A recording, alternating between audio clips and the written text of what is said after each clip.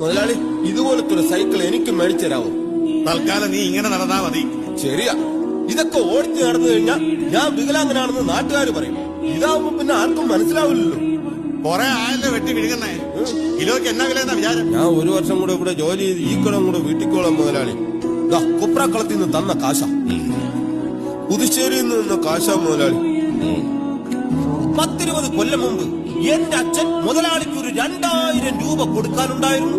എന്റെ അച്ഛന് വിശ്വാസമില്ലാത്തതുകൊണ്ട് 2000 രൂപ കിട്ടുന്നത് വരെ ഇവൻ ഇവിടെ ഉരുപ്പടിയായി ഇരിക്കട്ടെ എന്ന് പറഞ്ഞ് എന്നെ ഇവിടെ പിടിച്ച് നിർത്തിയതല്ലേ മുതലാളി. ഇത്രയും കൊല്ലം ഈ വീട്ടിലും കൊപ്രാക്കളത്തിലും ഞാൻ മരിച്ച് പണിയെടുത്തിട്ടും അച്ഛന്റെ കടം തീർന്നിട്ടില്ലെന്ന് മുതലാളി പറയുന്നു. എന്നിട്ട് നീ അപ്പനോട് ചോദിച്ചില്ലേ? കഴിഞ്ഞ ആഴ്ചയോട് ഞാൻ ചോദിച്ചതല്ലേ. അപ്പൊ മുതലാളി പറയാം, ഞാനിവിടെ താമസിച്ചെന്റെയും ഭക്ഷണം കഴിച്ചെന്റെയും കണക്ക് നോക്കിക്കഴിഞ്ഞാൽ ഇനി ഞാൻ കാശ് അങ്ങോട്ട് കൊടുക്കേണ്ടി വരും. ശരിയാണല്ലോ, സത്യം പറഞ്ഞ ആ കണക്കിന് ഓർത്തതുമില്ല. പിന്നെ ഞാൻ ഉണ്ടാകുന്നു.